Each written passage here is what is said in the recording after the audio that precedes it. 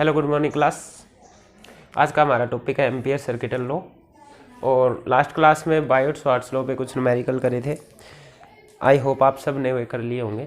आगे चलते हैं। बायोट एम्पियर सर्किटल लॉ, तो ये लॉ जो था एम्पियर्स ने दिया था।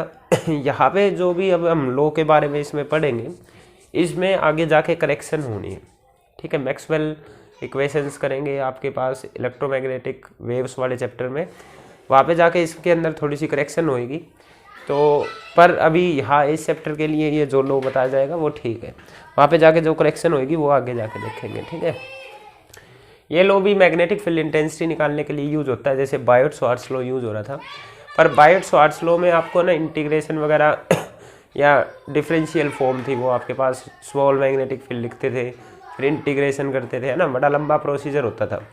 कुछ एक आध एप्लीकेशन करी भी है, तो आपको पता है कि कितनी बड़ी बड़ी एप्लीकेशंस थी उसकी, तो उनको यहाँ पर शॉर्ट में किया जा सकता है एम्पियर सर्किटल लॉ का यूज करके।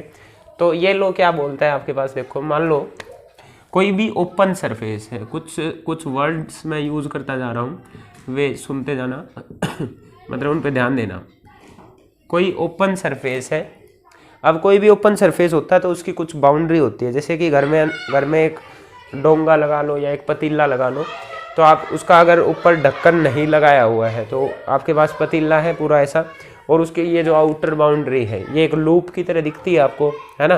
तो कोई भी ओपन सरफेस जैसा इस तरीके से बना दिया, ये कोई ओपन सरफेस हो गया, ये इसकी बाउंड्री हो गई, ओपन है ये, क्लोज नहीं है। ठीक है, इसमें से कोई आई करंट जा रहा है, कोई भी करंट जा रहा है इस सरफेस से, ओपन सरफेस से। ठीक है, सरफेस ओपन होना चाहिए तभी आप लगा पाएंगे एम्पियर सर्किटल लॉ। ठीक है, क्लोज सरफेस के लिए नहीं लगेगा। ओके, कोई भी ओपन सरफेस है जिसकी कोई बाउंड्री है। अब ध्यान देना कि ये क्या बोलता है, इस वायर की वजह से इस बाउंड्री पे कुछ मैग्नेटिक फील्ड बनेगा। ये आपको पता है कि मैग्नेटिक फील्ड कैसे निकालते हैं। वायर में करंट इस डायरेक्शन में है तो मैग्नेटिक फील्ड इस तरीके से जा रहा होगा, यहाँ से ऐसा, इधर से ऐसा, है ना। मैग्नेटिक फील्ड बना दिया। मैग्नेटिक फील्ड आपको पता है टेंजेंट के अलोंग एक्ट करता है। तो ये लॉ क्या बोलता है कि आपके पास जो ये इसकी लूप है, ये क्लोज लूप जो बन रहा है, लूप तो क्लोज है, वैसे सरफेस ओपन है। ठीक है, इसको आप क्या बोल रहे हो, क्लोज लूप। क्लोज मतलब ये टूटा नहीं हुआ कहीं से, पूरा कंटिन्यूअसली क्लोज है, जहाँ से शुरू हुआ वहीं पे आके एंड हो रहा है। ठीक है, ओके। तो ये क्या बोलता है, इस क्लोज लूप पे ये जो बी मैग्नेटिक फील्ड बन गया, और ये क्लोज लूप को अगर मैं मानूँ छोटे छोटे एलिमेंट से मिलके बना हुआ, डीएल एलिमेंट से मिलके बना हुआ, तो जो डीएल है ये आपके पास छोटा सा लाइन एलिमेंट है, लेंथ एलिमेंट है या लाइन एलिमेंट है। ऐसे डीएल अगर मैं पूरे इस लूप पे घुमा दूँ तो इस पूरे लूप का सर्कमफ्रेंस आ जाएगा आपके पास, है ना। तो इन्होंने बोला ये डीएल को भी आपको टेंजेंट के अलोंग लेना है, और जो बी है वो भी आपको पता है टेंजेंट के अलोंग होता है। तो इन्होंने क्या किया, एम्पियर्स ने क्या किया, इसका बी का और डीएल का डॉट प्रोडक्ट निकाल के देखा, वेक्टर क्वांटिटी है, गुणा करके देखी। ठीक है, तो इनकी जो गुणा थी वो डॉट प्रोडक्ट की फॉर्म में करी, बी डॉट डीएल, फिर आगे फिर बी डॉट डीएल, फिर बी डॉट डीएल, इस तरीके से पूरे लूप पर वो घूमता चला गया, B dot dl B dot dl B dot dl निकालते हुए। तो उसने क्या देखा कि जो ये summation of B dot dl आ रहा है पूरे के पूरे क्लोज लूप पर, ये mu naught times current threading it के बराबर आ रहा है। इसने क्या ऑब्जर्व किया कि अगर मैं इस पूरे क्लोज लूप पर बी डॉट डीएल निकाल के उन सबको जोड़ता हूँ तो वो हरदम म्यू नॉट टाइम जो इसके अंदर से करंट जा रहा है, टोटल करंट जा रहा है, उसके बराबर आता है। ठीक है, फिर आगे उसने बोला अगर मैं इस डीएल को बहुत छोटा सा ले लूँ कि डीएल आपका 0 को टेंड कर रहा है, बहुत छोटे छोटे एलिमेंट आप लेते हो, तो समीशन को आप इंटीग्रेशन में तोड़ सकते हो। इंटीग्रेशन क्या बन जाएगा, ये बी डॉट डीएल, और क्योंकि ये क्लोज लूप पे कर रहे हो तो यहाँ पे एक क्लोज का साइन हो रहेगा। इसी को उसने बोला एम्पियर सर्किटल लॉ कि आप किसी भी क्लोज सरफेस पर, किसी भी क्लोज लूप पर जिसके अंदर से कोई आई करंट जा रहा है, अगर उस पूरे लूप पर जो आने वाला मैग्नेटिक फील्ड है और उस पर जो लाइन एलिमेंट है डीएल, उनका प्रोडक्ट करते चले जाओगे पूरे लूप पर और उन सबको जोड़ते हो, तो वो हरदम म्यू नॉट टाइम उसके अंदर जो करंट जा रहा है उसके बराबर आता है। ठीक है, इसके लिए कुछ स्पेशल मैथमेटिकल वर्डिंग्स हैं, इसको बोलते हैं, देखो आपको पहले भी बताया था मैंने, अगर आपके पास डीएल लगा हो तो इसको बोलते हैं लाइन इंटीग्रेशन, लाइन इंटीग्रेशन। ठीक है, अगर किसी भी लेंथ के अलोंग आप लाइन इंटीग्रेशन करते हो तो ये डीएल लेंथ को जोड़ के आपके पास टोटल लेंथ दे देता है एकदम, ठीक है। ये आपको क्या प्रोवाइड करेगा, जब भी आप डीएल को जोड़ोगे तो ये टोटल लेंथ प्रोवाइड करेगा। फॉर एग्जांपल ये जो बोर्ड है, बोर्ड की जो आउटर बाउंड्री है, उस आउटर बाउंड्री पे मैं एक छोटा सा एलिमेंट कंसीडर कर लेता हूँ इतना सा, और अगर मैं उसका इंटीग्रेशन करता हूँ तो उसका मतलब आप बस इस लाइन के अलोंग, इसकी बाउंड्री के अलोंग इंटीग्रेशन कर रहे हो तो इंटीग्रेशन सोल्व होकर इसका पूरा पैरामीटर दे देगा आपको, ठीक है। सर्कल होता तो सर्कमफ्रेंस दे देता, तो डीएल सोल्व होके पूरी लेंथ दे देगा आपके पास। इसी तरीके से सरफेस इंटीग्रल हमने गोस थ्योरम में देखा था, डीएस, इसको क्या बोलते हैं, सरफेस इंटीग्रेशन, और ये आपके पास टोटल एरिया दे देता है। मान लो इस बोर्ड का ये वाला सरफेस है, इस पर मैंने एक छोटा सा डीएस एरिया मानना, डीएस करते ऐसे छोटे डीएस करके मैं पूरे बोर्ड को अगर कवर कर दूँ, उन सबको जोड़ दूँ तो टोटल एरिया आ जाएगा। तो जो डीएस है वो एरिया देता है। इसी तरीके से डीवी क्या देता है, वॉल्यूम। ये आपके पास 3 डायमेंशन बॉडीज के लिए लगता है ना।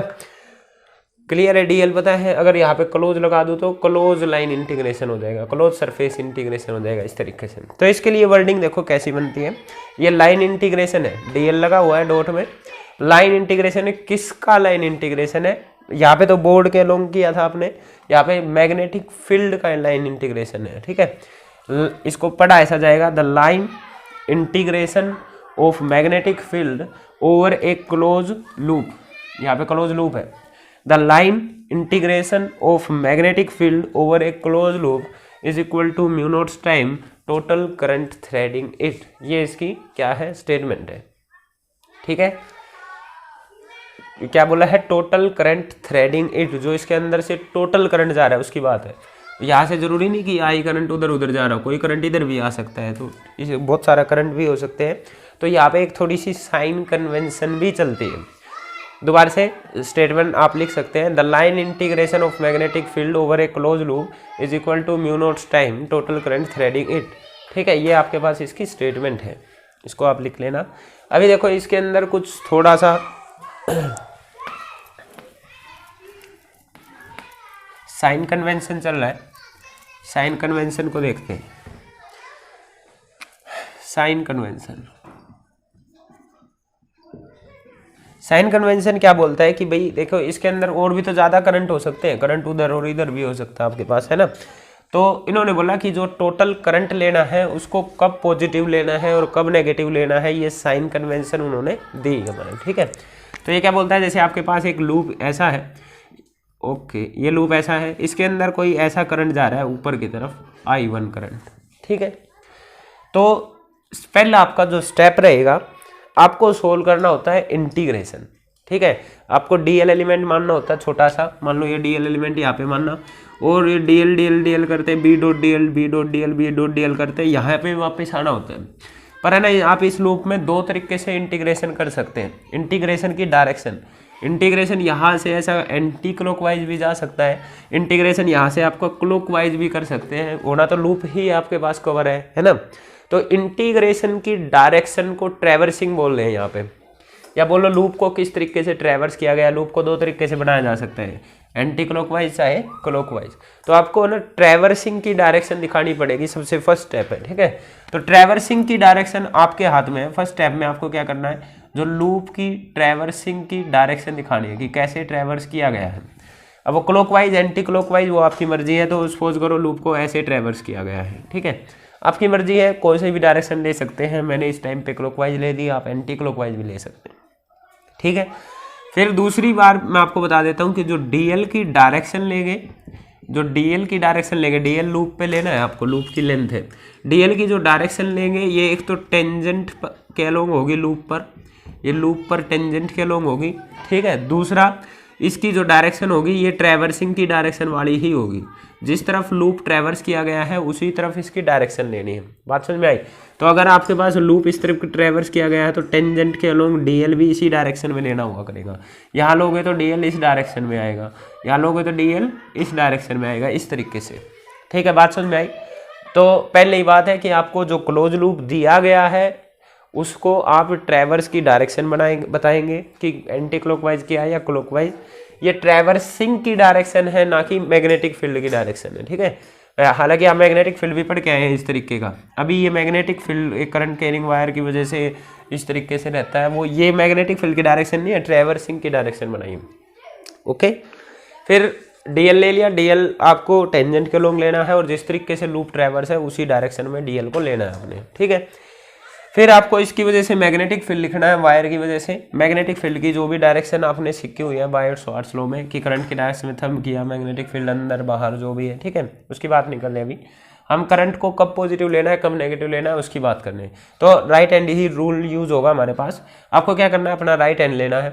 जो क्लोज लूप आपने मानना है उस क्लोज लूप की डायरेक्शन में फिंगर्स को कर्ल करना है जैसे पहले करते थे, और जो थंब की डायरेक्शन होगी उस थंब की डायरेक्शन में जो करंट जाता होगा उसको लेना है पॉजिटिव, और उससे उल्टी डायरेक्शन में जो करंट जाता होगा उसको लेना है नेगेटिव। फिलहाल आपने ट्रैवर्स इस तरीके से किया हुआ है, लूप को ऐसा ट्रैवर्स किया हुआ है, तो लूप की डायरेक्शन में फिंगर्स को कर्ल कर लिया। लूप की डायरेक्शन में फिंगर्स को कर्ल किया तो आपके पास थंब जो है नीचे की तरफ आ रहा है। इसका मतलब अगर करंट नीचे होता तो पॉजिटिव लेना था, अगर करंट इससे उल्टी डायरेक्शन में है तो करंट नेगेटिव लेना है, ठीक है। बात समझ में आई? तो अब की बार जब आप इसके लिए ये लिखेंगे तो आप जब बी डॉट डी एल लिखेंगे तो ये आपके पास म्यू नॉट टाइम जो करंट आएगा वो माइनस का लिखना है, माइनस का I1। बात समझ में आई? करंट लिखना है माइनस का I1। अब सपोज करो इसमें एक और करंट जा रहा होता नीचे की तरफ, करंट का नाम दे देते हैं I2, ऐसा एक करंट और जा रहा होता, तो फिर से आपने लूप की डायरेक्शन में किया तो देखा नीचे वाले करंट पॉजिटिव होते थे, तो I2 पॉजिटिव लेना है, I1 नेगेटिव लेना है। तो टोटल करंट जब आप लिखेंगे तो mu naughts time total current I2 positive है, I1 नेगेटिव है, तो I2 माइनस I1 लिखा जाएगा, तब ये लो ये बन जाएगा, ठीक है। तो साइन कन्वेंशन समझ में आया आपको? सबसे पहला स्टेप है आपको लूप जो आप क्लोज लूप ले रहे हैं उस वायर के चारों तरफ या जिस भी पॉइंट पर आपको मैग्नेटिक फील्ड निकालना है उस पॉइंट पर, वहाँ पे उस क्लोज लूप पर क्या करेंगे आप, एक क्लोज लूप को ट्रैवर्सिंग की डायरेक्शन बताएंगे, क्लॉकवाइज या एंटी क्लॉकवाइज, वो टोटली आपके ऊपर है कैसा लेना चाह रहे हैं। ट्रैवर्सिंग की डायरेक्शन में ही आपको डीएल एलिमेंट लेना है टेंजेंट के अलोंग, और ट्रैवर्सिंग की डायरेक्शन में आपको फिंगर्स को कर्ल करना है, थंब जिस तरफ होगा उस तरफ का मैग्नेटिक फील्ड पॉजिटिव और उससे उल्टी डायरेक्शन का मैग्नेटिक फील्ड नेगेटिव लेना है। इस तरीके से आप bio-Savart's law ampere circuital law लगा सकते हैं, ठीक है। कौन सा करंट पॉजिटिव कौन सा करंट नेगेटिव, ठीक है, क्लियर है ये बात? आगे चलते हैं। तो ये था B dot D L is equal to mu naught time I. देखो ये नेगेटिव साइन का मतलब क्या है आपके पास, जब इसको सोल्व करने जाएंगे ना आप तो डॉट प्रोडक्ट हटेगा, बी डी एल डॉट हटके क्या आता है, कोस थीटा आता है। तो इस केस में देखिए आपके पास मैग्नेटिक फील्ड बना, ये खाली एक वायर वाला ले लेता हूँ पहले मैं, ठीक है, ये वाला एक वायर वाला ले रहा हूँ मैं अभी। इसमें क्या था आपके पास, करंट ऊपर की तरफ जा रहे तो मैग्नेटिक फील्ड उल्टा है। देखो आपके पास डीएल तो ऐसा बना हुआ है, DL DL DL DL DL इस तरीके से है। मैग्नेटिक फील्ड की डायरेक्शन देखते हैं, मैग्नेटिक फील्ड यहाँ अंदर यहाँ बाहर, मैग्नेटिक फील्ड यहाँ अंदर, और मैग्नेटिक फील्ड भी टेंजेंट के लोग होता है, यहाँ मैग्नेटिक फील्ड अंदर यहाँ मैग्नेटिक फील्ड बाहर। तो इस मैग्नेटिक फील्ड और इस डीएल के बीच में कितने का एंगल बन रहा है, 180 डिग्री का। तो यहाँ पर जब कोस 180 डिग्री आता है इजिकल टू माइनस का म्यू नॉट टाइम I1, ये माइनस का साइन इधर था, कोस 180 भी -1 आएगा, तो यहाँ का माइनस और वहाँ का माइनस आपके पास कैंसिल हो जाता है, तो बात वही हो जाती है, यही निकल के आ जाता है आपके पास, ठीक है। तो उस माइनस साइन को कैंसिल करने के लिए जस्ट ये साइन कन्वेंशन आया था आपके पास, ओके। और कुछ बड़ी डील इससे नहीं है आपके पास। एम्पियर सर्किटल लॉ ध्यान से करना है हमको, क्योंकि इम्पोर्टेंट भी है इसकी एप्लीकेशंस, और ये आगे जाके आपके पास मैक्सवेल इक्वेशन में फिर से आएगा, इसलिए ये one of the important law है आपके पास इधर, ओके। चलो इसकी एक बार इसका प्रूफ देख लेते हैं कि क्या ऐसा निकल के भी आता है, B dot D l mu naught I के बराबर होता है, फिर आगे इसकी एप्लीकेशन स्टार्ट करेंगे, ठीक है, ओके। ओपन सरफेस होना चाहिए, क्लोज नहीं। जैसे आप सिलेंडर भी लेंगे तो ओपन सरफेस होना चाहिए उसका, उसके जो लास्ट में जो आपके पास सर्कुलर जो लगा होता है वो खुला हिस्सा होना चाहिए, ठीक है, सर्कुलर हिस्सा जो है वो खुला होना चाहिए। इसका प्रूफ देख रहे हैं, देखो इसमें आपके पास जो लूप है वो क्लोज होना चाहिए, सरफेस ओपन होना चाहिए, ठीक है। तो जो आप लूप लेंगे ना वो लूप कैसा भी हो सकता है, जैसे मान लो ये अभी मैंने ये लिया था आपके पास, तो ये लूप ऐसा सर्कुलर भी हो सकता है, या आपके पास सरफेस कैसा भी हो के लूप कैसा भी हो सकता है। आपके पास सरफेस मान लो ये है और ऐसी ऐसी बाउंड्री से बंधा हुआ है, तो आपके पास लूप क्लोज लूप एकदम सिमेट्रिकल भी हो सकता है या आपके पास आर्बिट्रेरी भी हो सकता है। कोई सा भी लूप हो आप इस एम्पियर्स लॉ को लगा सकते हैं। तो मैं दोनों के लिए ही आपको प्रूव करके दिखाऊंगा कि आपके पास एम्पियर्स लॉ दोनों तरीके के लूप्स के लिए लगता है। बस लूप क्लोज होना चाहिए, आर्बिट्रेरी हो चाहे सर्कुलर हो कैसा भी हो, लूप बस क्लोज होना चाहिए। ठीक है। अब कोई भी चीज़ हम जब प्रूव करते हैं तो उसको प्रीवियस नॉलेज के बेस पर प्रूव किया जाता है। आपको पहले से क्या आता है और जो चीज़ आपको पहले से आती है उसके बेस पे आपको प्रूव करना है। ठीक है। तो लेट्स स्टार्ट। हमको पहले से बायोट-स्वार्ट्ज़ लॉ आता है, वायर की वजह से मैग्नेटिक फील्ड निकालना आता है, इनफाइनाइट लॉन्ग वायर की वजह से मैग्नेटिक फील्ड, तो उन सब का यूज़ करेंगे हम। ठीक है। तो सपोज करो आपके पास एक इनफाइनाइट लॉन्ग वायर है, ये ऐसा इन्फिनिटी तक गया हुआ है। इसमें कोई आई करंट ऊपर की तरफ या नीचे की तरफ आप जिस भी तरफ मानना चाहे मान सकते हैं। अब क्योंकि आपको एम्पेयर सर्किटल लॉ प्रूव करना है जो कि बोलता है, इसको बोल के लिखा करो, the line integral of magnetic field over a close loop is equal to mu naught time total current threading it. अच्छा, ये म्यू नॉट है ना आपके पास चेंज हो जाएगा जब आप किसी मीडियम में चले जाएंगे, अदरवाइज आपके पास म्यू नॉट रहेगा। ठीक है। ऑलराइट। तो इसमें ना आपको क्लोज लूप की जरूरत पड़ती थी, अभी फिलहाल यहाँ पे क्लोज लूप लेना पड़ेगा क्योंकि इस चीज़ को प्रूव करना है। प्रूव करना है तो मान लिया कि इसके चारों तरफ ऐसा एक लूप है। ठीक है। इसके चारों तरफ एक लूप है, मानना तो पड़ेगा ही भाई क्योंकि क्लोज लूप के लिए प्रूव करना है। तो ये लूप कुछ ऐसा है कि यहाँ से बोर्ड से बाहर, वहाँ से बोर्ड से अंदर आपके पास। ठीक है। इस तरीके से आपके पास लूप है। तो ये कुछ जैसे आपके पास वायर ऐसा है तो लूप इस तरीके से है। ठीक है। इस तरीके से तो आधा बोर्ड के अंदर है, आधा बोर्ड के बाहर है और वायर बोर्ड के प्लेन में बना रखा है हमने। बात समझ में आई आपको? ठीक है। जैसे ये इसका सेंटर हो गया। तो ना आपको क्या निकालना है, ये चीज़ प्रूव करनी है, B dot D L is equal to mu naught times I. तो हम इसकी लेफ्ट हैंड साइड लेके चलेंगे और प्रूव कर देंगे कि राइट हैंड साइड के बराबर आता है ये आपके पास। तो आपका स्टेप क्या था? स्टेप नहीं कि आपको बस बी डॉट डी एल निकालना है। तो हम क्या करेंगे, लूप का ट्रैवर्सिंग की डायरेक्शन बना लेंगे। ये लूप भी तो ट्रैवर्स किया गया होगा कैसे भी, कोई भी मर्जी आपकी, जैसे मान लो मैंने मान लिया इस तरीके से ट्रैवर्स कर रखा है, कैसे भी मान लो आपकी मर्जी। ठीक है। तो अच्छा, एक वायर की वजह से आपको मैग्नेटिक फील्ड चाहिए और डीएल चाहिए। तो वायर की वजह से मैग्नेटिक फील्ड की डायरेक्शन हमको पता है, करंट की डायरेक्शन में हम किया तो मैग्नेटिक फील्ड अंदर की तरफ। भाई लूप मैंने कैसे बनाया था, ऐसा मैग्नेटिक फील्ड अंदर की तरफ, यहाँ मैग्नेटिक फील्ड करंट की डायरेक्शन में हम किया, मैग्नेटिक फील्ड अंदर, बोर्ड से अंदर, यहाँ बोर्ड से बाहर। तो यहाँ बोर्ड से अंदर दिखा नहीं सकते तो ऐसे दिखा दिया टेंजेंट के लोग, यहाँ बोर्ड से बाहर ऐसे दिखा दिया। ये आपके पास वो बी है। ठीक है। क्योंकि लूप इस डायरेक्शन में ट्रैवर्स कर रखा है तो जो डीएल है वो भी इसी डायरेक्शन में होएगा। लूप आपके पास इधर से ऐसा अंदर जा रहा है, लूप यहाँ से बाहर अंदर, इस तरीके से लूप है। ठीक है। लूप इस तरीके से, तो लूप अंदर की तरफ है तो जो डीएल एलिमेंट यहाँ अंदर बनेगा, यहाँ इधर बनेगा, यहाँ बाहर बनेगा। तो डीएल एलिमेंट की डायरेक्शन भी वही है जो आपके पास मैग्नेटिक फील्ड की डायरेक्शन है। ठीक है। ओके, लेफ्ट हैंड साइड लेके चलते हैं। लेफ्ट हैंड साइड आपके पास B dot D l, dot हटता है तो आपके पास कोस थीटा आता है, और आपको पता है बी और डी एल दोनों एक ही डायरेक्शन में आ रहे हैं तो कोस आपके पास 0 डिग्री बनेगा। यहाँ से आपके पास कोस 0 तो आपके पास 1 हो गया है। ओके, ये बचा आपके पास बी डी एल। सपोज करो इस पॉइंट का डिस्टेंस कुछ आपके पास आर के बराबर है ना, इस पॉइंट का डिस्टेंस आपके पास कुछ आर के बराबर है। तो हमको इस b की वैल्यू पता होनी चाहिए r डिस्टेंस पे कितनी है। वैसे तो b कांस्टेंट बनेगा पर अभी b की वैल्यू देख लेते हैं। b क्या हमको निकालना नहीं आता क्या, बायोट-स्वार्ट्ज़ लॉ से। देखो भाई यहाँ पे मैग्नेटिक फील्ड किस वजह से आ रहा है, इस इनफाइनाइट लॉन्ग वायर की वजह से आ रहा है, और इनफाइनाइट लॉन्ग वायर की वजह से किसी r डिस्टेंस पे मैग्नेटिक फील्ड निकालना हम सीख चुके हैं बायोट-स्वार्ट्ज़ लॉ में कि आपके पास इनफाइनाइट लॉन्ग वायर है, इससे किसी a डिस्टेंस पे मैग्नेटिक फील्ड जो आप निकालते थे a डिस्टेंस पे, वो कितना आता था आपके पास, म्यू नॉट आई अपॉन 4 पाई ए, यहाँ पे ए की जगह आर यूज हो रहा है, इनटू में sine phi 1 plus sine phi 2। ये आपके पास रिजल्ट था। और क्योंकि इनफाइनाइट लॉन्ग वायर है तो यहाँ पे जो ये फाई 1 और फाई 2 बनते थे वे आप 90 डिग्री लेते थे, क्योंकि पैरेलल लाइंस ही इन्फिनिटी पे जाके मिलती थी। तो आपके पास for infinite long wire phi 1 और फाई 2 90 डिग्री होते थे। साइन 90 साइन 90 1 और 1 को जोड़ेंगे तो 2 आ जाएगा। तो ये आपके पास 2 टाइम्स म्यू नॉट आई अपॉन में 4 पाई ए और यहाँ पे आर लगा देंगे, ठीक है। तो ये बी की वैल्यू है। इनफाइनाइट लॉन्ग वायर की वजह से आर डिस्टेंस दूरी पर मैग्नेटिक फील्ड निकालना हम जानते हैं, वही मैं इधर यूज कर रहा हूँ। ये मैंने एक्स्ट्रा बताया है जो बायर्ट्स लॉ से आप जानते हैं।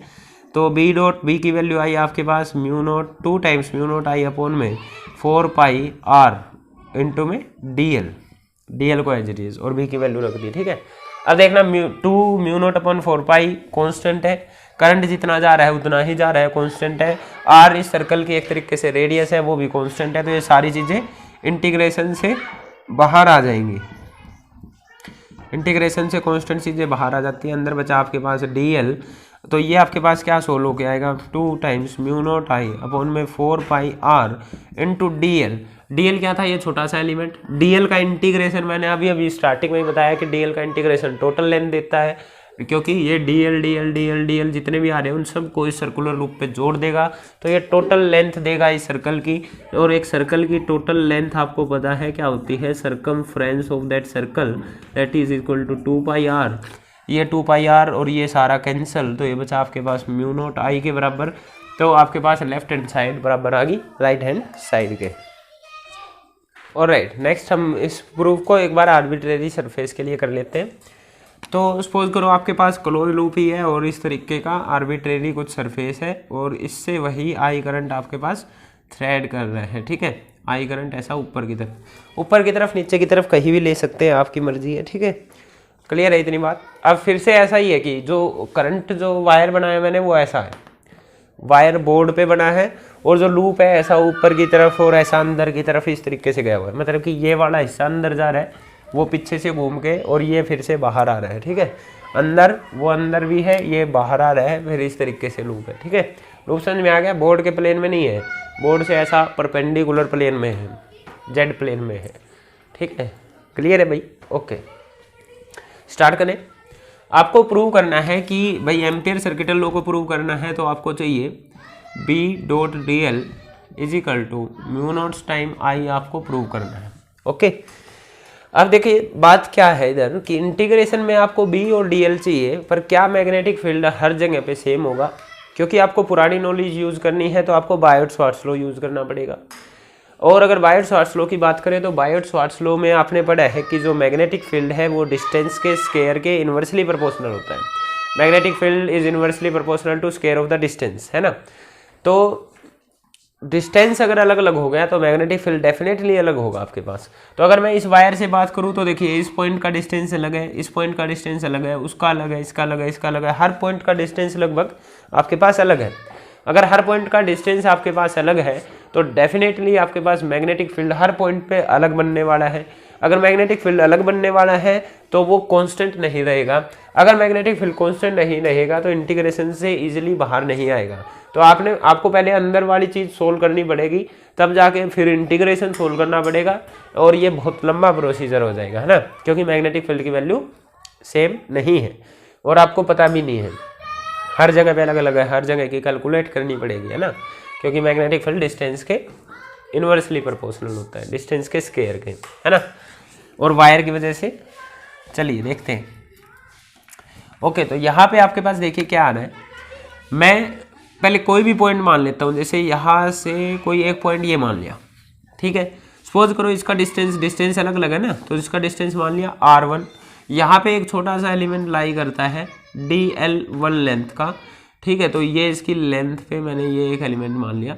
यहाँ पर कुछ मैग्नेटिक फील्ड बनेगा इस वायर की वजह से, मैग्नेटिक फील्ड की डायरेक्शन लूप मैं इस तरीके से ट्रेवर्स कर रहा हूँ, तो टेंजेंट के अलोंग आपने DL को मान लिया, ठीक है। ये DL ऐसा अंदर की तरफ है, बोर्ड से अंदर की तरफ, क्योंकि मैंने बताया लूप अंदर की तरफ है, लूप अंदर की तरफ है, तो टेंजेंट इस तरीके से बनेगा। फिर यहाँ पे मैग्नेटिक फील्ड लिखते थे आप, तो मैग्नेटिक फील्ड इस वायर की वजह से बना होगा, वायर की वजह से मैग्नेटिक फील्ड लिखना आता है। करंट के डायरेक्शन में थंब किया, मैग्नेटिक फील्ड उधर अंदर, इधर बाहर की तरफ, ठीक है। मैग्नेटिक फील्ड इस साइड टेंजेंट अंदर ही आ रहा है, तो मैग्नेटिक फील्ड भी अंदर है, तो B1 से उस मैग्नेटिक फील्ड को शो कर रहा हूँ। आपके पास मेथड क्या है, आपको B डॉट DL इन सब को करते करते जोड़ना होता था, और फिर आपको वो म्यू नॉट आई के बराबर लिखना होता था, यही मेथड था ना। तो मान लिया कि ये एलिमेंट यहाँ से d θ1 एंगल बना रहा है, फिर आप इससे जस्ट आगे एक और एलिमेंट मान सकते हैं, कोई DL2 लेंथ का, यहाँ पर मैग्नेटिक फील्ड सपोज करो B2 बन रहा है, मैग्नेटिक फील्ड और DL दोनों एक ही डायरेक्शन में बनेंगे क्योंकि ट्रैवर्सिंग उसी तरीके से की गई है और मैग्नेटिक फील्ड यहाँ हर जगह अंदर की तरफ ही है।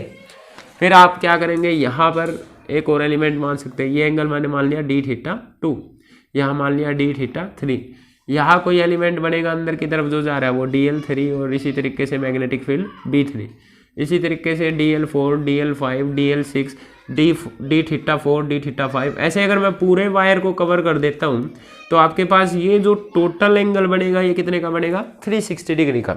एक क्लोज लूप में इतनी बात हमको कंफर्म है कि सेंटर पर टोटल बनने वाला एंगल आपके पास 360 बनने वाला है, ठीक है, इतनी बात क्लियर है। तो इंटीग्रेशन में क्या सोल्व करना है आपको, B1 BDL इन सबको सोल्व करना है। तो इंटीग्रेशन यहाँ पे क्लोज लूप पे लग रहा था, मैं उस क्लोज लूप को खोलता हूँ कि इस क्लोज लूप में क्या क्या आ रहा है आपके पास। मैं क्या करता हूँ, जो ये आपके पास B.dl है इसका क्लोज हटा देता हूँ।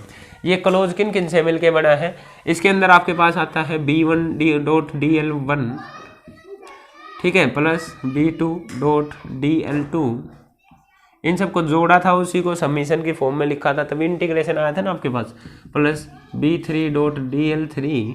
ये जितने भी आ रहे होंगे आपके पास उतने एलिमेंट्स आपने जोड़ दिए।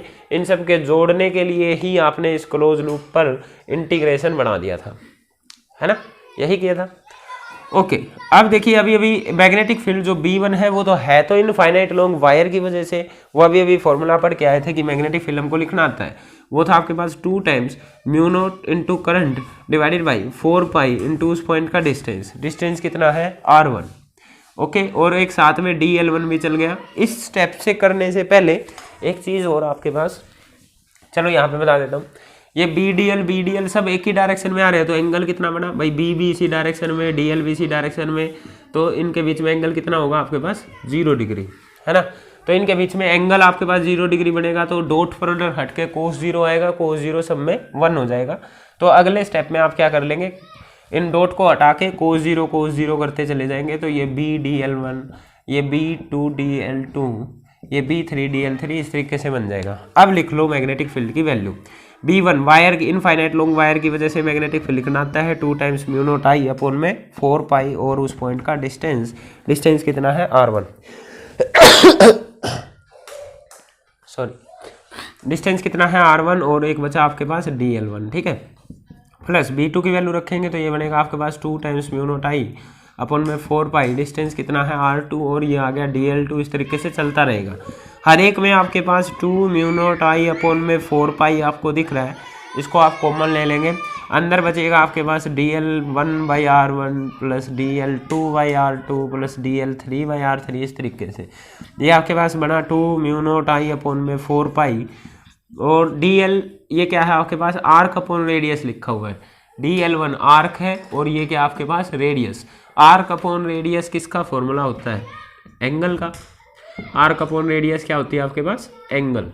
तो आप है ना dl1/r1 this arc upon this radius मतलब ये एंगल dθ1, इसको हटा के लिख सकते हैं dθ1, नेक्स्ट को हटा के लिख सकते हैं dθ2 dθ3 dθ4, इस तरीके से इन छोटे छोटे एंगल्स को सबको जोड़ता चला जाऊँ तो टोटल एंगल कितना आएगा भाई आपके पास 360 डिग्री, है ना।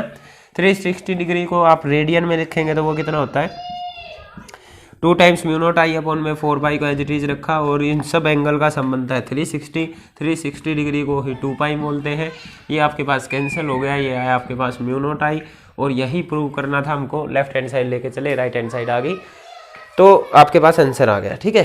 तो आर्बिट्रेरी क्लोज लूप हो चाहे नॉर्मल क्लोज लूप हो, आप एम्पियर्स लॉ लगा सकते हैं, पर एक हमको मैथमेटिकली इसको इजी करने के लिए हमने क्या किया कि हमने कुछ कन्वेंशन बना दिए, या बोल दो कि आपको आर्बिट्रेरी सरफेस लेने की कोशिश ही मत करो, ये बोला गया, क्योंकि आर्बिट्रेरी सरफेस लोगे तो आपको इंटीग्रेशन बड़ा हैवी पड़ जाएगा सोल्व करना, या हर एक छोटा छोटा टुकड़ा लेके आपको सोल्व करना पड़ेगा। तो यहाँ पे हो गया, जरूरी नहीं कि ऐसा हो हर बार, ठीक है। तो कोशिश करेंगे कि आर्बिट्रेरी सरफेस ना लिया जाए, ठीक है। दूसरा कोशिश आपको क्या करनी है कि जो मैग्नेटिक फील्ड है और डीएल है, ये आपके पास दोनों टेंजेंट, डीएल तो टेंजेंट के लॉन्ग होता ही है, मैग्नेटिक फील्ड इस तरीके से हो जाए कि उस सरफेस पर टेंजेंट के लोग आना चाहिए। तो आपको जो लूप लेना है, एम्पीरियन लूप जो लेना है, जैसे गॉसियन सरफेस होता था उसकी भी कुछ कन्वेंशंस थी, प्रॉब्लम को इजी करने के लिए, कॉम्प्लिकेट ना हो, इसी तरीके से एम्पीरियन लूप जो आपको लेना हुआ करेगा वो इस तरीके से लेना हुआ करेगा कि उस पर जो मैग्नेटिक फील्ड है या तो टेंजेंट के अलोंग बने या नॉर्मल डायरेक्शन में बने। भाई क्लोज लूप लेना है, क्लोज लूप तो कैसे भी आप ले सकते हैं ना, ऐसा भी ले सकते हैं, ऐसा भी ले सकते हैं, सर्कुलर भी ले सकते हैं, स्क्वायर भी ले सकते हैं, रेक्टेंगल भी ले सकते हैं, बहुत तरीके के ले सकते हैं ना, सिलेंड्रिकल भी ले सकते हैं। पर आपके पास मेथड क्या है कि ऐसा लो जिस पर मैग्नेटिक फील्ड टेंजेंट के लोग आए या फिर नॉर्मल डायरेक्शन में आए। ठीक है, ऐसा नहीं लेना कि कोई और ही किसी एंगल पे आए तो डीएल और उसका एंगल ही आपको सोल्व करते रह जाए, इंटीग्रेशन बड़ा हैवी पड़ जाएगा। तो ओके, इसलिए आपकी कुछ 1 2 4 ही एप्लीकेशन है एम्पियर्स लॉ की जिसमें आपने ऐसे ही लूप मानने हुए हैं जहाँ पर मैग्नेटिक फील्ड हरदम टेंजेंट के लोग या 90 डिग्री पर इस तरीके से आता है। ठीक है, यह था आपके पास, इसका प्रूफ उतार लीजिएगा। आगे चलते हैं हम applications of ampere circuital law पर। ठीक है, ऑलराइट, नेक्स्ट हम चलते हैं applications of Ampere's law. Ampere's law लगाना हमको आ गया है, एप्लीकेशंस पे चलते हैं। फर्स्ट इसकी एप्लीकेशन है, एक वायर की वजह से किसी डिस्टेंस पे आपको मैग्नेटिक फील्ड निकालना है यूजिंग एम्पियर्स लॉ। तो आपके पास देखिए एक वायर है ऐसा, ओके, इससे कुछ डिस्टेंस दूरी पर, डिस्टेंस आपके पास आर है, यहाँ पर आपको निकालना है मैग्नेटिक फील्ड और इस वायर में कोई करंट जा रहा है, सपोज करो आई करंट ऊपर की तरफ जा रहा है। ठीक है, वायर आपका बोर्ड में बना रखा है, बोर्ड के प्लेन पे, और लूप जो बनाएंगे वो अंदर की तरफ। ओके, तो क्योंकि आपको एम्पियर्स लॉ बनाना है, एम्पियर्स लॉ यूज करना है। एम्पियर्स लॉ क्या बोलता है, एक बार एम्पियर्स लॉ की आपके पास डेफिनेशन लिख लीजिएगा। डेफिनेशन मतलब कि इंटीग्रेशन फॉर्म लिख लीजिएगा, इंटीग्रल फॉर्म लिख लीजिएगा। क्या बोलता था कि the line integral of magnetic field over a close loop will be equal to mu naught time total current threading it. यही था आपके पास, है ना। अब क्योंकि इसमें आपको एक क्लोज लूप चाहिए होगा तभी आप इसको लगा पाएंगे, सरफेस ओपन लूप क्लोज। ठीक है, आपको एक क्लोज लूप चाहिएगा तभी आप इसको लगा पाएंगे। क्या यहाँ पे कोई क्लोज लूप दिख रहा है? नहीं दिख रहा। तो जैसे गॉस थ्योरम में आपको गॉसियन सरफेस एक इमेजिनरी सरफेस आप कंसीडर करते थे, इन द सेम वे आप यहाँ पर एक एम्पीरियन लूप कंसीडर कर सकते हैं। एम्पीरियन लूप, एम्पीरियन लूप में खासियत ये रहेगी कि आपको ले तो कैसा भी सकते हैं, क्लोज और आर्बिट्रेरी, पर आपको ऐसा कंसीडर करना है जिसके ऊपर मैग्नेटिक फील्ड या तो टेंजेंट के लोग आए या फिर नॉर्मल डायरेक्शन में आए और हर जगह पे मैग्नेटिक फील्ड की वैल्यू सेम रहे या कांस्टेंट रहे। ठीक है, जब वहाँ पर भी बिल्कुल सेम ऐसा ही था गॉसियन सरफेस में। आप गॉसियन सरफेस ऐसा कंसीडर करते थे जिसपे इलेक्ट्रिक फील्ड की वैल्यू आपके पास सेम बने हर जगह पे, ताकि इलेक्ट्रिक फील्ड इंटीग्रेशन से बाहर आ सके।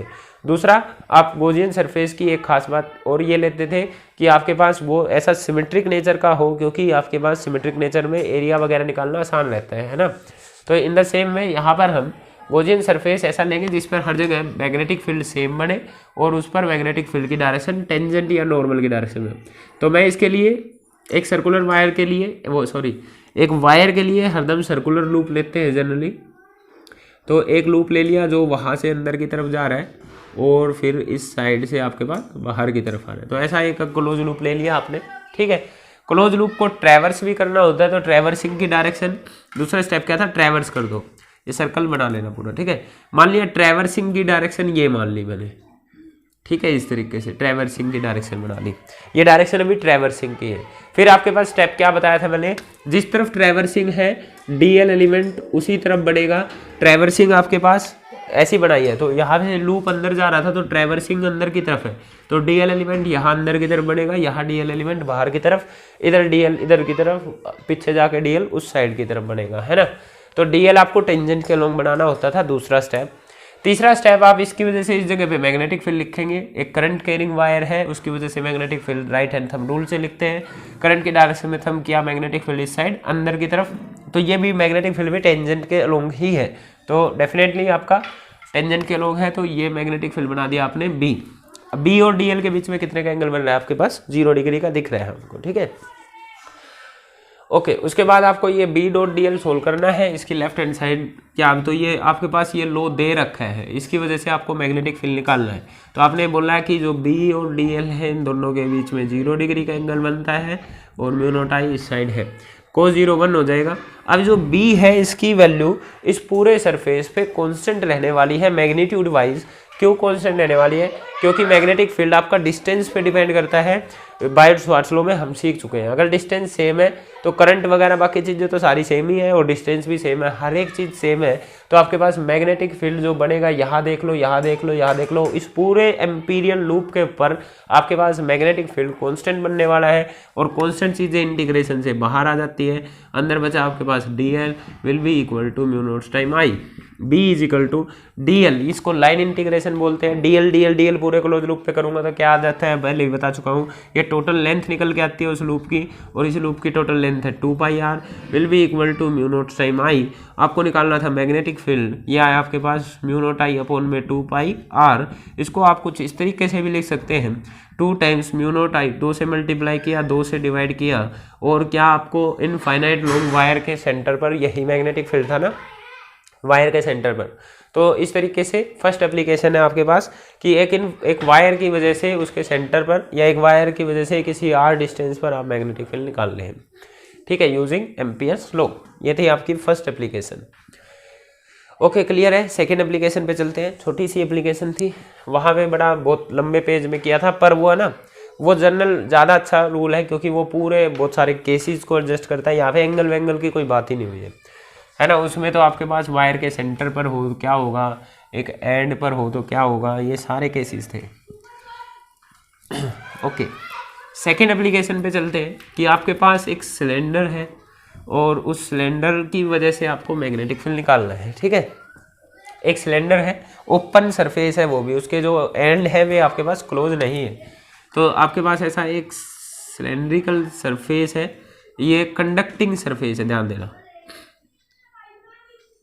सिलेंड्रिकल कंडक्टिंग सरफेस है। इसकी रेडियस जो है आपके पास वो है कैपिटल R और ये इसका एक्सिस है, ठीक है। रेडियस है आपके पास कैपिटल R और ये कंडक्टिंग है, ठीक है। ऑलराइट, मान लो इसमें कोई करंट जा रहा है आपके पास, क्योंकि करंट आपका सरफेस से जाता है, तो हम पहले मान लेते हैं कि होलो सिलेंडर है। कैसा है? Hollow cylinder. होलो मतलब अंदर से खाली है, तो अंदर करंट नहीं जाएगा। करंट को तो बहने के लिए किसी मीडियम की जरूरत पड़ेगी ना आपके पास। तो आपके पास जो करंट है सारा का सारा इसके सरफेस से जा रहा होगा, है ना। तो मान लो कि टोटल करंट I जा रहा है, टोटल की बात कर रहे हैं हम, सपोज करो टोटल करंट आपके पास I जा रहा है, तो आपको मैग्नेटिक फील्ड इंटेंसिटी निकालनी है। इन्होंने बोला नहीं कि मैग्नेटिक फील्ड इंटेंसिटी निकालनी कहा है, तो हम 3 जगह पे मैग्नेटिक फील्ड इंटेंसिटी निकाल सकते हैं, एक इस पॉइंट पर, एक सरफेस पे और एक अंदर। ऐसे 3 जगह पे हम मैग्नेटिक फील्ड इंटेंसिटी निकाल सकते हैं, है ना। तो हम तीनों जगह पे निकालेंगे। पहले हम निकाल रहे हैं एट ए पॉइंट, केस 1 हम मैग्नेटिक फील्ड इंटेंसिटी निकाल रहे हैं outside the cylinder. Outside the cylinder किसी r डिस्टेंस पे, डिस्टेंसेस हरदम इस एक्सिस से मेजर होते हैं, तो जो आउटसाइड पॉइंट है ये वाला, इसको मैंने मान लिया कि ये किसी स्मॉल r डिस्टेंस पे है। तो आउटसाइड पॉइंट को ऐसा भी लिखा जा सकता है, हम किसी r पॉइंट पे निकाल रहे हैं जो कि बहुत बड़ा है रेडियस से, सिलेंडर की रेडियस से बड़ा है। सिलेंडर की रेडियस से बड़ा है तो मतलब डेफिनेटली आउटसाइड पॉइंट की बात हो रही है ना। ओके, अब आपके पास मेथड क्या था कि आपको एक क्लोज लूप चाहिए उस पॉइंट से जाता हुआ जहां पर आपको मैग्नेटिक फील्ड निकालना है। पॉइंट ये है, यहाँ पर कोई क्लोज लूप दिख नहीं रहा, तो आप एक क्लोज लूप मान सकते हैं। तो क्लोज लूप फिर से वायर है, तो वायर की वजह से आप क्लोज लूप ऐसा ही ले लेंगे अंदर की तरफ, और फिर ये ऐसा बाहर की तरफ आता हुआ सर्कुलर लूप। लूप को ट्रैवर्स करना है तो ट्रैवर्स करना आपकी मर्जी है, किसी भी डायरेक्शन में कर सकते हैं। मैंने इस डायरेक्शन में ट्रैवर्स कर लिया, तो ट्रैवर्सिंग की डायरेक्शन में डीएल अंदर की तरफ बन रहा है, ठीक है। अब इसमें करंट कोई भी देख लो, करंट ऊपर की तरफ जा रहा है, तो करंट की डायरेक्शन में हम करोगे तो मैग्नेटिक फील्ड उस साइड तो हरदम नीचे की तरफ आना है, इस साइड ऊपर की तरफ आना है। तो मैग्नेटिक फील्ड इस तरफ भी टेंजेंट के अलोंग और नीचे की साइड सेम डायरेक्शन में आएगा। बी और डी एल आपके पास सेम डायरेक्शन में आ गया। यूजिंग एम्पियर्स लॉ आपके पास बी डी एल को 0 बनेगा, that will be equal to mu naught time total current threading that loop. इस पूरे लूप से ये दोनों के दोनों, इस पूरे सिलेंडर का करंट जा रहा है और पूरे सिलेंडर में मैंने आई करंट मानना हुआ है और डायरेक्शन भी एक ही है, तो पूरा का पूरा आई मैंने लिख दिया। Mu naught time total current आता है, टोटल करंट इस लूप के अंदर पूरा का पूरा सिलेंडर ही इसी के अंदर है, तो टोटल का टोटल आई करंट ऊपर की तरफ इसमें जा रहा है, पूरा आई करंट इसके अंदर आ गया, ठीक है। अब फिर से आप बोलोगे कि डिस्टेंस सेम है तो मैग्नेटिक फील्ड सेम होगा, मैग्नेटिक फील्ड सेम होगा तो ये इंटीग्रेशन से बाहर आ जाएगा, अंदर बचा dl will be equal to mu naught time i। ये आंसर तो वही आ गया आपके पास। dl सोल्व करेंगे तो क्या आएगा 2 पाई r आ जाएगा ना, उस लूप का सर्कमफ्रेंस, इस लूप का सर्कमफ्रेंस आएगा तो 2 पाई इंटू रेडियस इसी लूप की यूज होएगी, क्योंकि dl जो एलिमेंट है वो आपके पास इसी लूप के ऊपर लिए आपने, उन सबको जोड़ोगे तो उसी लूप का तो सर्कमफ्रेंस आएगा 2 पाई r, स्मॉल r है ध्यान देना। तो ये आपके पास देखो ये आया b inversely proportional to small r outside point पे, inversely proportional to small r outside point पे। एक तो ये रिजल्ट आया। दूसरा, इस रिजल्ट को ध्यान से देखो, ये रिजल्ट तो एक वायर वाला ही है, ठीक है, ये रिजल्ट एक वायर वाला है। डेफिनेटली देखिए आप, अगर एक वायर होता और उस वायर से r डिस्टेंस दूरी पर यहाँ पर मैग्नेटिक फील्ड पूछते तो ये मैग्नेटिक फील्ड यही आता जो अभी पीछे पीछे करके आए हैं। एक वायर है जिसमें एक I करंट जा रहा है, उससे r डिस्टेंस दूरी पर मैग्नेटिक फील्ड पूछते तो यही आंसर आता। ये r डिस्टेंस दूरी यहाँ पे हमने किससे मानी हुई है, इसके एक्सिस से। ये क्या था इसका एक्सिस, एक्सिस पर अगर एक ऐसा I करंट वाला वायर रखा होता तो उससे r डिस्टेंस दूरी पर वही मैग्नेटिक फील्ड बनता जो इस पूरे सिलेंडर की वजह से बन रहा है। इसका मतलब ये पूरा का पूरा सिलेंडर आउटसाइड पॉइंट के लिए इस तरीके से बिहेव कर रहा है कि इसका सारा का सारा करंट इसके एक्सिस से पास हो रहा है। इंपॉर्टेंट पॉइंट है आपके पास, सिलेंडर जो है आउटसाइड पॉइंट के लिए इस तरीके से बिहेव करता है, आउटसाइड पॉइंट के लिए ऐसे बिहेव करता है such that all of its current is passing through its axis. इसका सारा का सारा करंट इसके एक्सिस से पास हो रहा है। All the current is passing through its axis. ये आउटसाइड पॉइंट के लिए इस तरीके, आउटसाइड पॉइंट के लिए बोल रहा हूं मैं, सिलेंडर से बाहर वाले पॉइंट के लिए ये इस तरीके से बिहेव करेगा कि इसका सारा का सारा करंट इसके सेंटर से पास हो रहा है। ऐसा ही सेम रिजल्ट आपके पास स्फीयर के लिए आया था।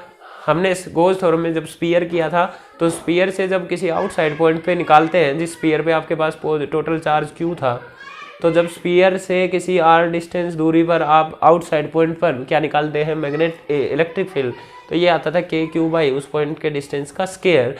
और फिर आप बोलते थे कि अगर मैं इस सारे स्फीयर का चार्ज इसके सेंटर पर कंसंट्रेटेड मान लूँ Q, तो उससे r डिस्टेंस दूरी पर यही आंसर बनता है। तो स्फीयर में आपने बोला था कि स्फीयर आउटसाइड पॉइंट के लिए इस तरीके से बिहेव करता है जैसे कि उसका सारा का सारा चार्ज उसके सेंटर पर कंसंट्रेटेड हो। तो स्फीयर भी ऐसे ही बिहेव कर रहा था उधर चार्ज वाले केस में, या सिलेंडर करंट वाले केस में इसी तरीके से बिहेव कर रहा है। ठीक है, इंपॉर्टेंट रिजल्ट है ये एक तरीके से। ओके, ये था आपके पास केस 1। केस सेकंड में जब हम चलेंगे, एक बार उतार लो इसको, रब कर लो, स्क्रीनशॉट ले लो। ओके, केस सेकंड में देखिए आपके पास, यहीं पे कर देता हूँ। केस सेकंड में क्या है, हम सरफेस के ऊपर आ गए, इस सरफेस पे यहाँ पे बात कर रहे हैं ऑन द सरफेस। सरफेस पे बस एक ही चेंज होगा कि जो आपके पास आर था वो इसकी रेडियस के बराबर हो जाएगा। भाई जो ये बड़ा आर मानना हुआ था, ये यहाँ पे इस पॉइंट पर कैपिटल आर के बराबर हो जाएगा ना। तो जो आपके पास रिजल्ट आया मैग्नेटिक फील्ड का, just you have to change small r with capital R, बस ये चेंज करना है। तो ये आपके पास सरफेस पे आ गया, ये आपके पास आउटसाइड पॉइंट पर मैग्नेटिक फील्ड आ गया। डेफिनेटली कौन सा बड़ा है आपके पास, सरफेस वाला बड़ा है।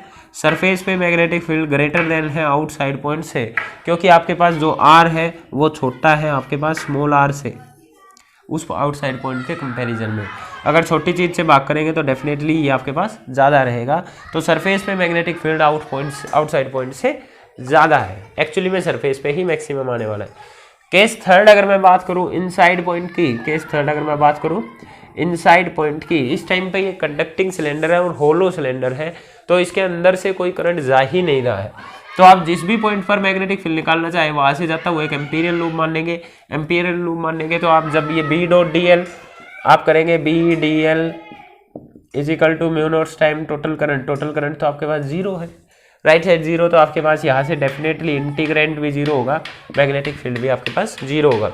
तो होलो सिलेंडर के अंदर इनसाइड पॉइंट पर मैग्नेटिक फील्ड जीरो, सरफेस पे 2 पाई इंटू कैपिटल आर, और बाहर आपके पास 2 पाई यूनिट आई अपॉन में 2 पाई स्मॉल आर। ठीक है, तो अगर मैं इसका ग्राफ बनाऊं मैग्नेटिक फील्ड और डिस्टेंस के बीच में, तो सेंटर पर जीरो, कब तक जीरो है, सेंटर पर जीरो, कब तक, यहाँ भी जीरो, यहाँ भी जीरो, यहाँ भी जीरो, यहाँ भी जीरो, सरफेस पे एकदम से मैक्सिमम फील्ड आया, तो सरफेस पे ये फील्ड आया एकदम, सेंटर पर जीरो, कब फील्ड आया, जब r बराबर 2 कैपिटल R हो गया तब जाके फील्ड आया, तो यहाँ से ग्राफ चालू होगा आपके पास। उसके बाद आपको पता है कि ग्राफ इन्वर्सली प्रोपोर्शनल है R के, इन्वर्सली का ग्राफ आपके पास इस तरीके से जाता है।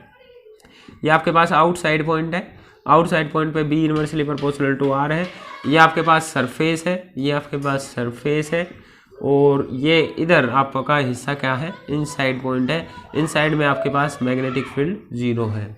तो ये इसका होलो सिलेंडर का आपके पास ग्राफ आ जाएगा। ठीक है, और राइट, अगर आपके पास होलो सिलेंडर नहीं होता, आपके पास सॉलिड सिलेंडर होता, तो क्या होता, तो आउटसाइड वाला पॉइंट चेंज नहीं होता, सरफेस वाला पॉइंट चेंज नहीं होता, क्योंकि आउटसाइड वाले को तो ऐसे ही बिहेव करना है जैसे सारा का सारा करंट उसके सेंटर से जा रहा हो, तो चेंज होता सिर्फ अंदर वाला केस। तो मैं सॉलिड सिलेंडर की बात कर रहा हूँ, सॉलिड कंडक्टिंग सिलेंडर, कंडक्टिंग है भाई, ध्यान देना, कंडक्टिंग होगा तभी तो करंट जाएगा, कंडक्टिंग नहीं होगा तो करंट जाएगा ही नहीं, है ना। सॉलिड सिलेंडर के अंदर वाली बात कर रहे हैं बस, बाकी तो सब कुछ सेम है आपके पास, है ना। तो सॉलिड सिलेंडर है, सॉलिड मतलब अंदर से भरा हुआ, जैसा पूरा का पूरा अंदर से भरा हुआ, तो हर जगह से करंट जा रहा होगा, अंदर भी करंट जा रहा होगा।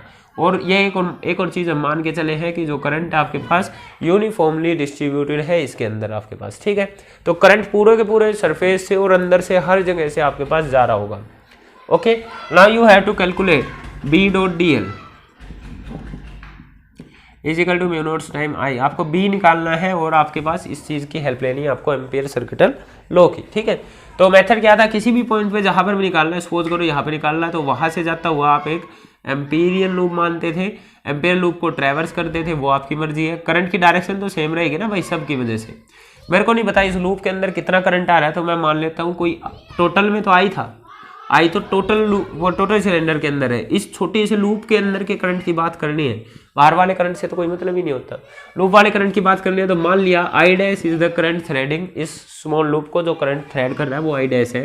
ये इसका एक्सिस था, एक्सिस से मान लो ये स्मॉल आर डिस्टेंस पे बात कर रहे हैं, तो इनसाइड पॉइंट की बात कर रहे हैं जब r is less than capital R, inside point of solid cylinder, r is less than R मतलब कि कैपिटल रेडियस से कम है, रेडियस से कम है तो अंदर की बात हो रही है। ठीक है, फिर आपको डीएल उसी डायरेक्शन में लेना था जिस तरफ लूप को ट्रैवर्स किया गया है। मैग्नेटिक फील्ड भी, करंट की डायरेक्शन तो ऊपर ही है ना, तो मैग्नेटिक फील्ड इधर अंदर इधर बाहर की तरफ, तो मैग्नेटिक फील्ड और डीएल के बीच में डेफिनेटली 0 डिग्री का एंगल बनने वाला है। तो यहाँ से आप जो लिखेंगे, यहाँ पे आई नहीं आएगा, यहाँ पे आई डैश आएगा, और क्योंकि करंट जो है वो थ्रेड कितना कर रहा है, सिर्फ आई डैश मानना है आपने।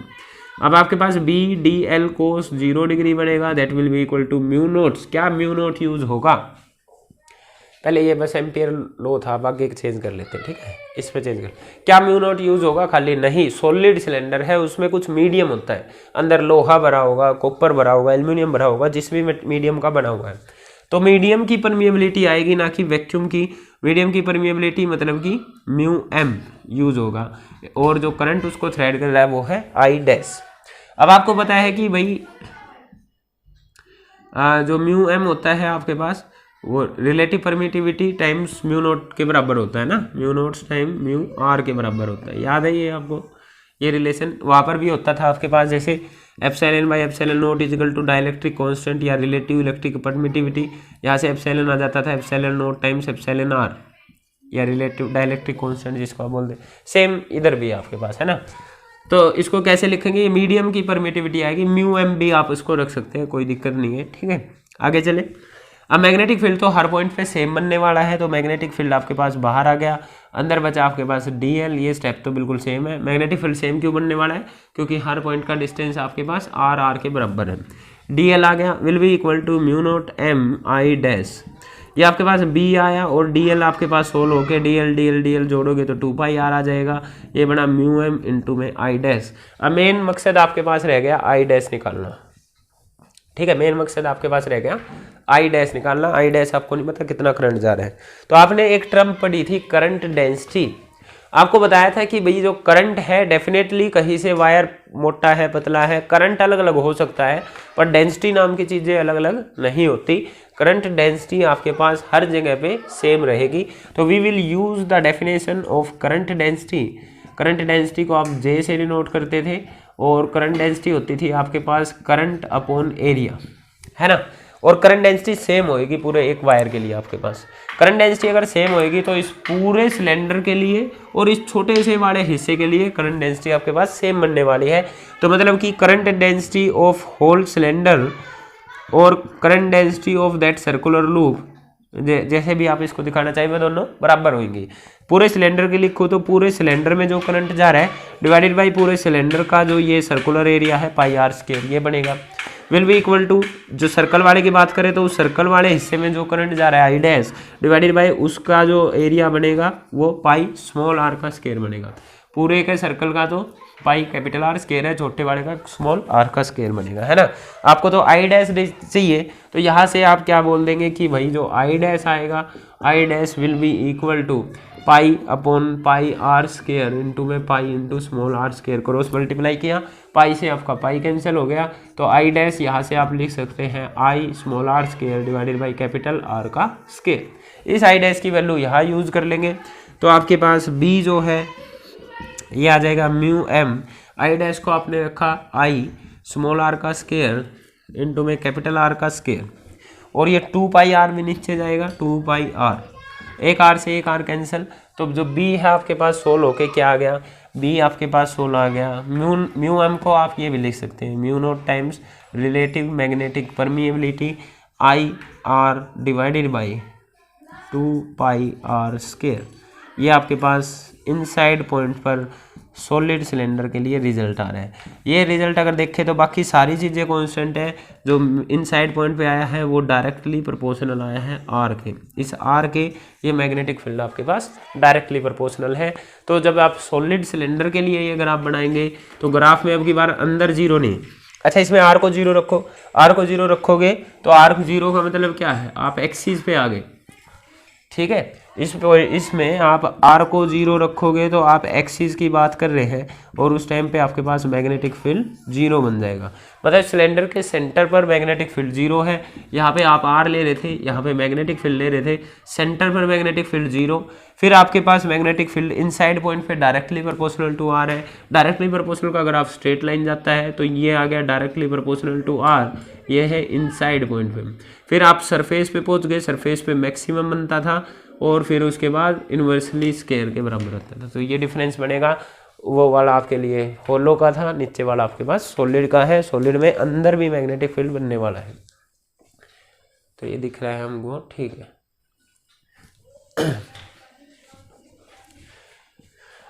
इसमें कोई भी डाउट हो तो आप मेरे को बता सकते हैं कमेंट सेक्शन में। इसके अलावा 2 एप्लीकेशन और रहेगी है आपके पास, सोलेनोइड और टोरॉइड, दोनों ही इंपॉर्टेंट है आपके पास, सोलेनोइड वाले भी और टोरॉइड वाले भी। और सोलेनोइड वाली इसलिए इंपॉर्टेंट है क्योंकि आगे जाके फिर से 4th यूनिट में जाके उसका मैग्नेटिक फील्ड वगैरह यूज़ होएगा आपके पास, और थोड़ा सा इसी यूनिट में भी आगे जाके bar magnet as an equivalent solenoid में आपके पास जाके ये यूज़ होने वाला है। तो ये इंपॉर्टेंट है आपके पास, आने वाली दोनों एप्लीकेशन भी और ये सब भी आपके पास इंपॉर्टेंट थी। आई होप आपको एम्पेयर फ्लो समझ में आ गया होगा, इसको यूज़ करना समझ में आ गया होगा, ठीक है। तो कोई भी डाउट हो आप मेरे को बता सकते हैं कमेंट सेक्शन में। Thank you.